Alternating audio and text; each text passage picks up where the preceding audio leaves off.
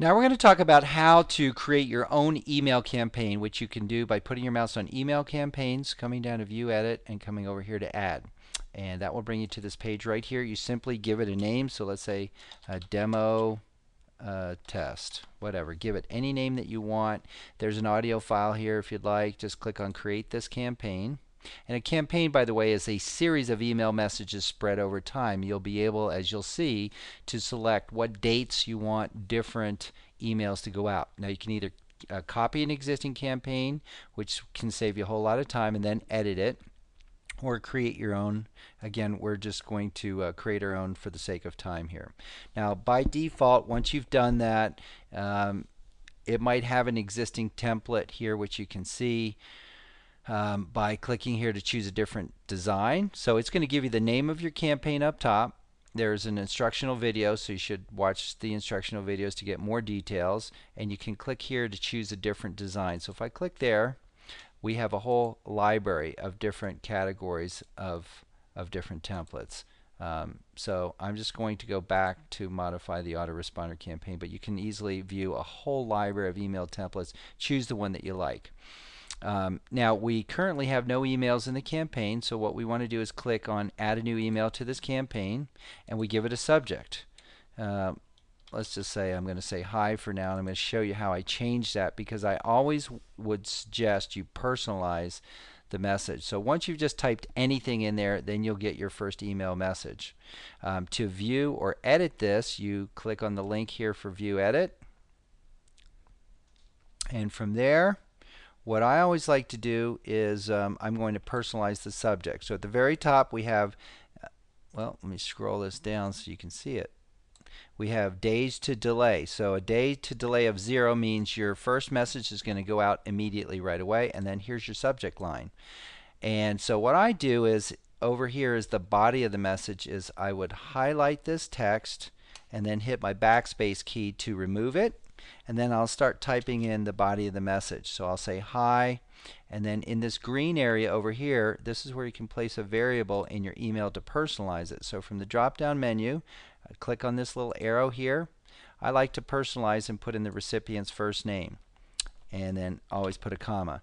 So I will then highlight that variable with the comma, right click and copy it.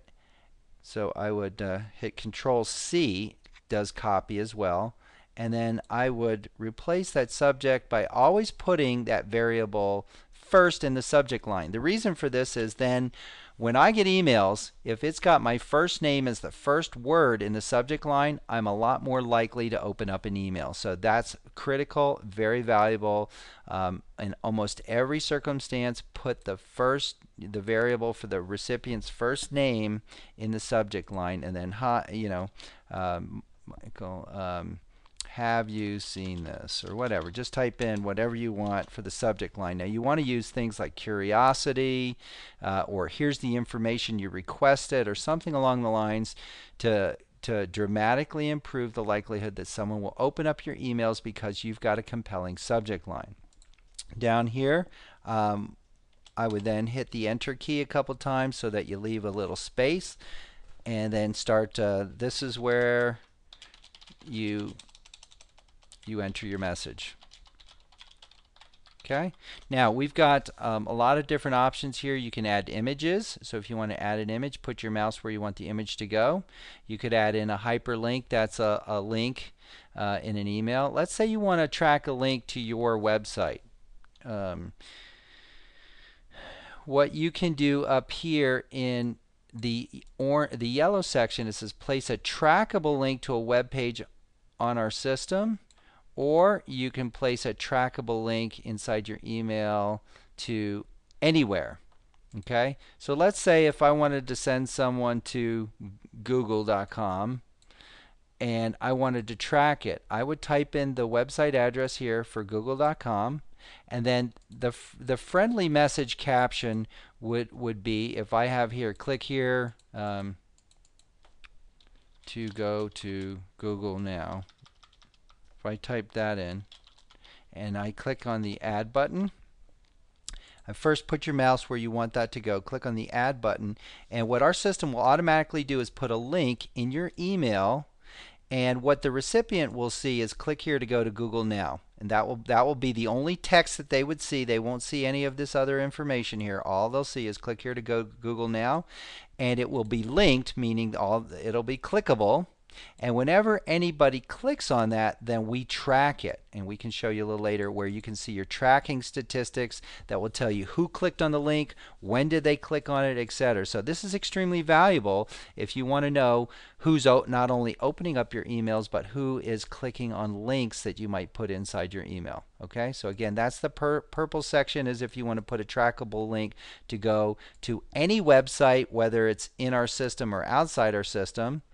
The yellow section will choose put a trackable link to a web page inside our system. So you can just click on the drop down arrow here and see the different pages that might exist.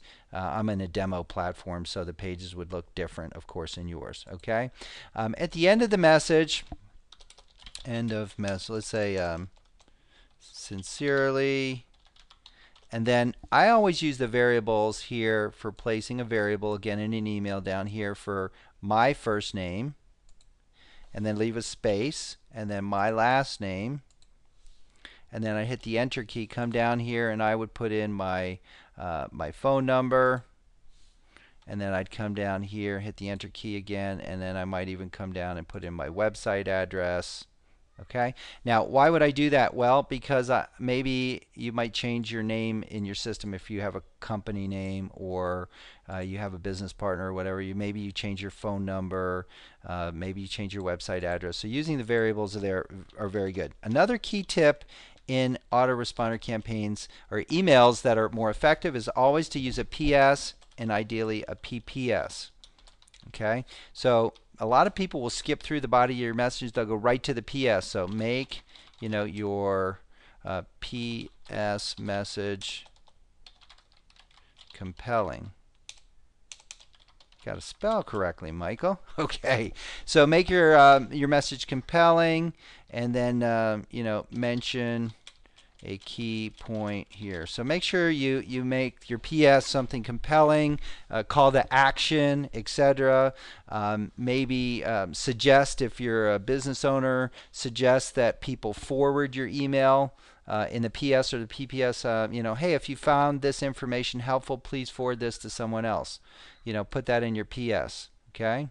So if you found this helpful, please forward this to others as it will help them and make you look good. Now I like to type some kind of message there where you want to stress, you want to motivate people to forward your message so you get a lot more exposure for free. That's important. Tell them how it's going to help other people and make them look good. So something like that. So remind them, hey, this is going to help your friends, but it's going to help you look good. And you as the business owner, you're getting free exposure. That's important. Then in the PPS message, what I like to put is, if you receive this message from a friend, please make sure you go to the following to get our free, whatever. Newsletters that will help you, blah blah blah. Put in your benefits and then put your website link there again. Okay, remember, put the variable there for my website.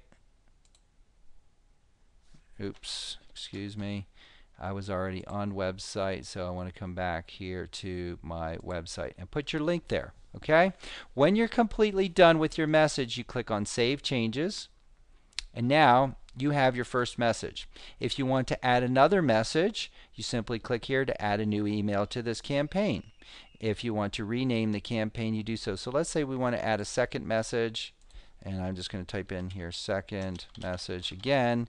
As the subject line, just type in anything initially to create that new message, and then I would go back and change it just like I did before. Now the second message, let's say we want it to go out 2 days later, just click in here and you'll see the calendar. Well, today is July 21st, so if I want the next message to go out on Monday, I just click July 25th and it automatically would change the date for you.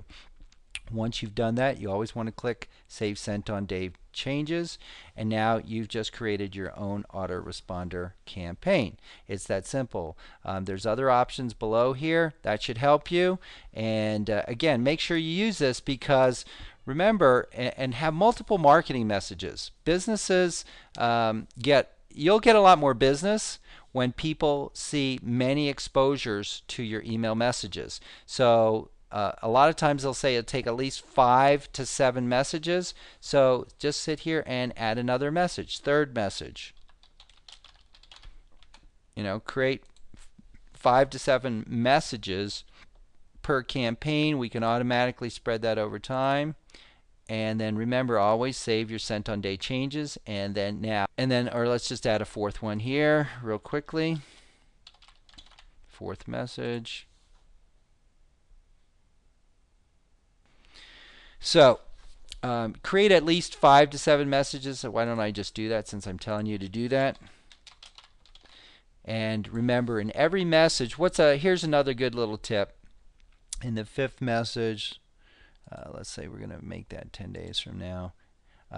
What you might want to do at the end of each one of your initial messages is tell them a little tip, maybe in your PS or PPS, so that they're motivated to open up your next message. Hey, in a couple days I'm going to send you a message about such and such. So again, you pique their curiosity.